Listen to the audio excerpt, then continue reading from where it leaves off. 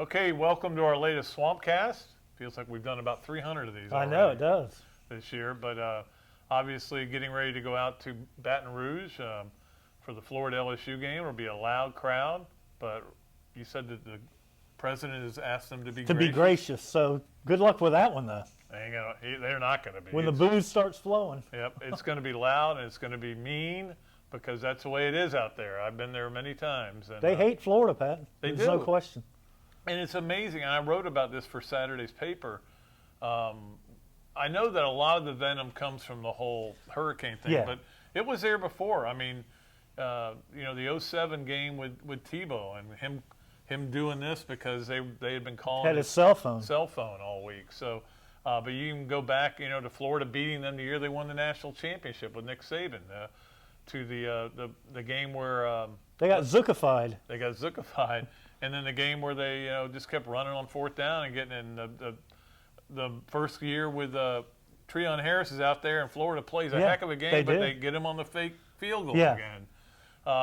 Then going back to Spur, even the '97 game where the goalpost came down and the crowd went crazy too. I wasn't real happy with that. This is what happens though. They're the permanent rival from the West, so you get these games that are close and competitive, and bad blood comes of it. Yeah, and I talked to Jeremy about it. And look, the reason it's LSU, everybody sometimes wonder, Auburn wasn't giving up Georgia. No way. They're the longest rivalry in the SEC, right? Alabama and Tennessee, believe it or not, it used to be a rivalry. I know nobody in Tennessee is a rivalry now. No.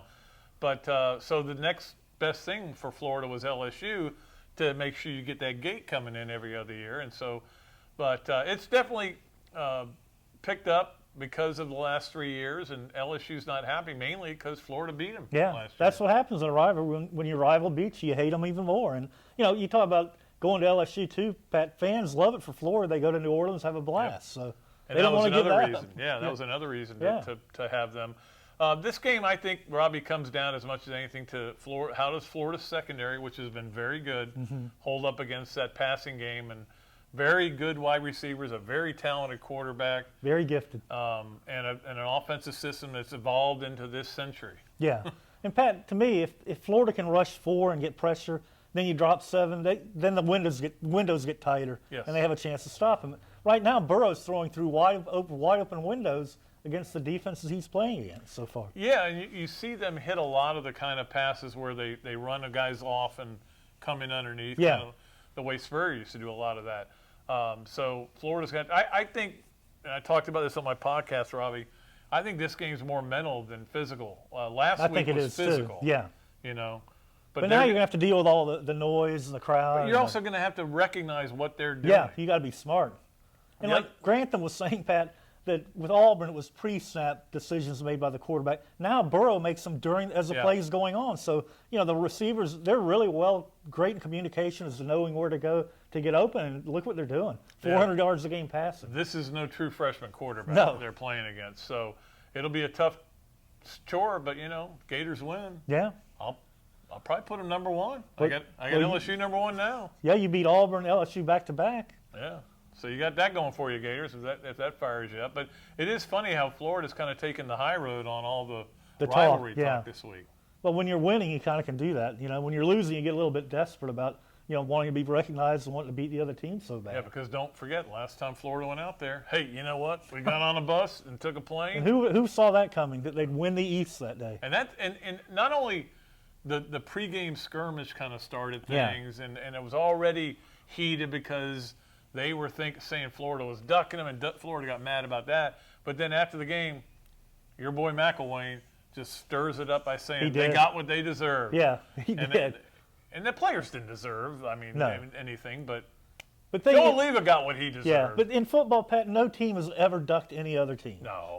You don't duck teams in football. Just like you don't decide who the homecoming opponent is. It depends. How'd that work out for you, Auburn? Using that for fuel. Where the calendar puts it, that's where it goes. Exactly. So anyway, it's going to be a great game. I wish I could be with all of you sitting on my couch at 8 o'clock watching a game, not trying to fight through deadline, but we will be out there, Robbie and I, assuming our plane makes it. And, hopefully. Hopefully. Got a chance. Not saying it's going to happen. And it'll be interesting. It's just going to be a fascinating. It's a great day for college football.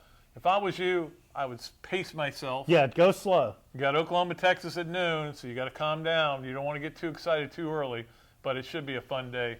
Yeah, you want to remember what happened, one way or the other. Well, the one thing with Florida, don't fumble 4 times. How about one? Don't fumble. Yeah, take care of the ball. 13 turnovers, 11 by the quarterbacks. They got to get away from that. That's got to stop. All right, that'll do it for our podcast. Our Swampcast. We're going to try and do one from out there. We've got a system. It's not foolproof. I'm working with a computer, a laptop that has no sound, but it may have sound if I do the right thing. So we're going to try to do a Swampcast from Baton Rouge. If it doesn't show up, I apologize. We did the best we could. Until then, though, Pat Dooley, Robbie Andreu of the Gainesville Sun saying so long from the Sunshine State.